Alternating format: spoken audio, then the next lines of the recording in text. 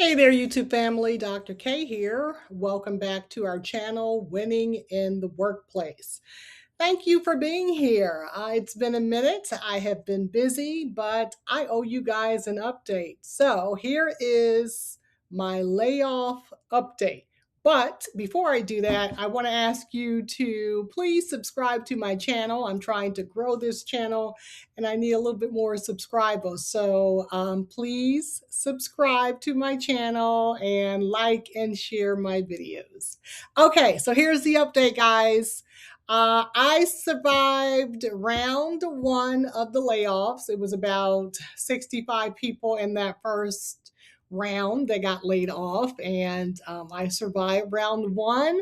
And I recently survived round two, which was about another 85 people or so who got laid off. Now, in round two is where the drama starts to go off the chain. As you know, I'm working at a high school, a virtual high school, and as an assistant high school principal. There are 4 assistant principals at the high school. I am one of the 4. So out of the 4, 2 were let go, demoted, fired, whatever they want to call it, and 2 were kept. I was one of the 2 that were kept. But let me tell you about the 2 who were let go. So one was she, of course, is the assistant principal. They offered her a deal as opposed to being laid off. They offered her a teaching position. So she was demoted back into the teaching position, which was crazy. And then the second one, I'm not sure if this was her decision or their decision or maybe a mutual decision, but she was a former counselor and now she is a counselor again. So those 2 APs are gone, and then myself and one other AP remain. Here is the shadiness behind all of this, though. So, with those 2 APs gone, somehow they slid in this other AP to join our team out of nowhere.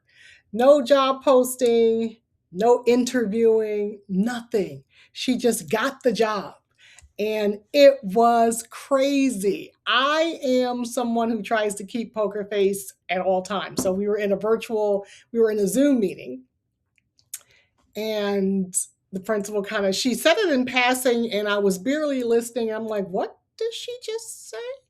And then when the other 2 ladies logged off, the 2 remaining APs, myself and the other young lady, and the principal stayed on, and she said, well, let me bring in the other AP, our new AP. And they brought this woman in. And I'm like, what is going on? She does work for the company. She has worked for the company probably, of course, longer than I, but she was a coordinator of maybe the reading specialist or the interventionist. But now, lo and behold, she is an AP out of nowhere. So I'm sitting in this meeting as the principal's kind of talking to us and divvying up our new workload and talking about what she's responsible for and what we're responsible for, in shock. So after that call, of course, I reach out to the AP who they demoted back to the classroom because I could not help myself. And I'm like, I'm not trying to get into your business, but what in the frackalacken is going on? How are they bringing in an AP when they demoted you back in the classroom because there was no job or money for that position? And she was devastated. She said she thought the same thing. She was trying not to cry when the announcement was made. She didn't know anything about it. She was just horrified. So, all right. So, fast forward, my job is shady. So, in keeping that in mind, I have been looking from the beginning of when I heard these layoffs were coming. Because again, I am responsible for me. I am the single head of household. It's just me in this house, and I am responsible for paying all my bills and my food I have to eat. So I cannot play around with this company when they decide that, oh, yes, Dr. K, you survived round 1 and 2, but now it's round 3 and 4, and I don't, survive that. So I'm not playing with this company, and they're acting shady, right? So I have been looking. and started updating my resume, and I started updating my LinkedIn profile and getting, comments on my LinkedIn profile and trying to figure out how to work my LinkedIn profile to make sure it, looks the best that it can look, and how to find these jobs on LinkedIn. I never have luck finding jobs on LinkedIn, but I got to get with the program. So I've been working on that. And before all of that, I did decide to share with my principal that I was looking, because I also signed up with several search agencies. So I'm looking for school leadership positions, assistant principal or principal. And there are several search agencies that kind of help school leaders find these positions, some of which are international, which I'm going to talk to you about in a minute. So I signed up with these search agencies, and part of the process is, before you can even get access to their website and to all the jobs they have available, you have to go through the 15 hoops and go through all the reference checking. They check references before they even let you onto the site. So I had to let the principal know. So I talked to her, I sent her a text, let her know that I was very uncomfortable with the way the direction of the company was going. And I thought it prudent that I start looking for jobs. And, she said, yes, she would be a reference for me, blah, blah, blah. No problem. I'd be, happy to be a reference for you. Fine. Fast forward to the next day, and she gets this reference request. And then I find out that I'm being retained. They're keeping me on board. So she pulls me into a meeting and says, oh, yeah, I got this reference request for you. But now you know that you're staying. Did you want me to continue to fill it out? And I'm like, yeah, hell yeah.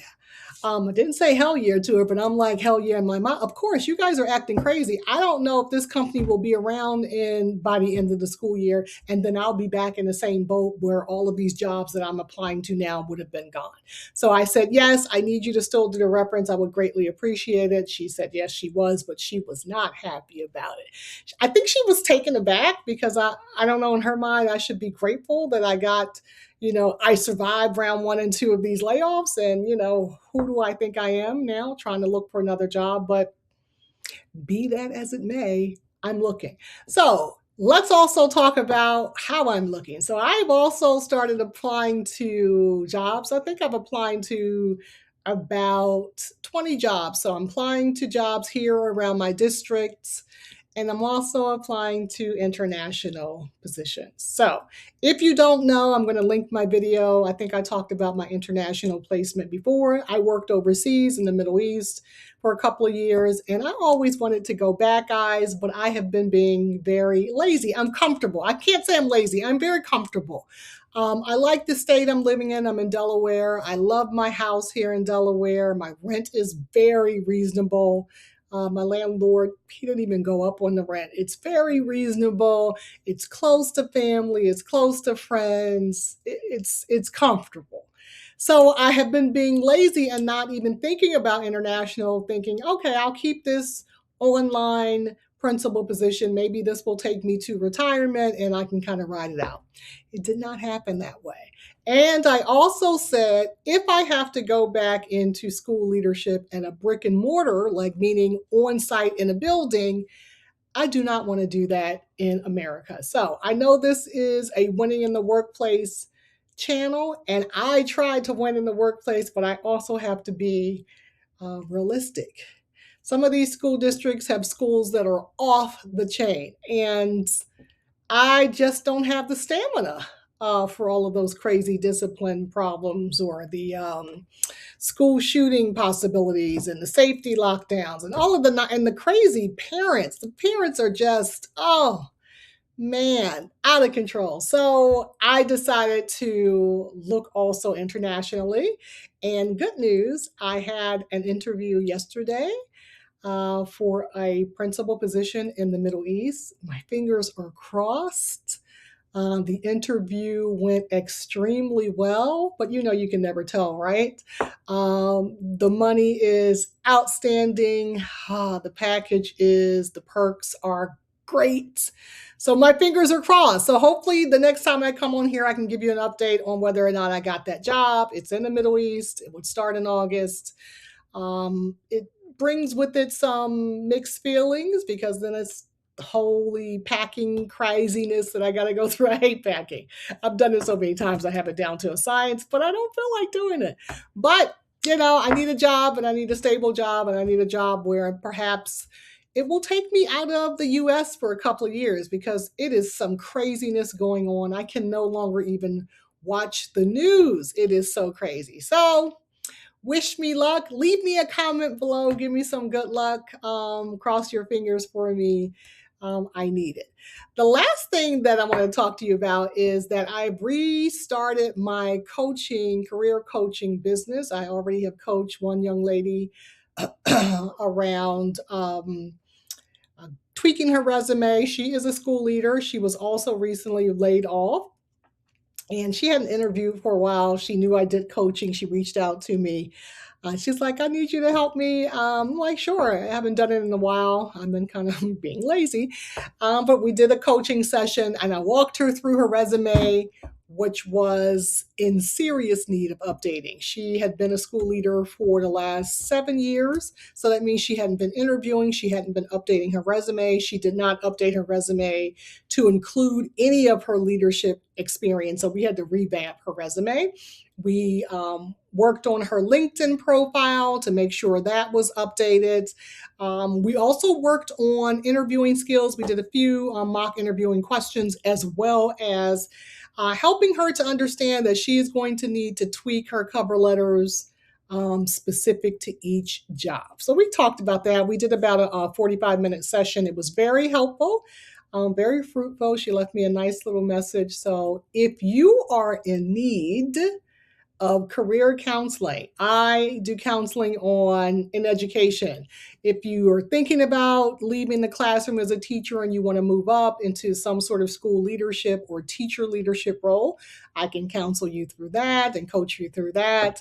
I also can coach you through getting your resume up to snuff, getting that LinkedIn profile ready, and all of the good stuff. All right, guys, that's it for now. I just wanted to give you an update. I survived round 1 and 2.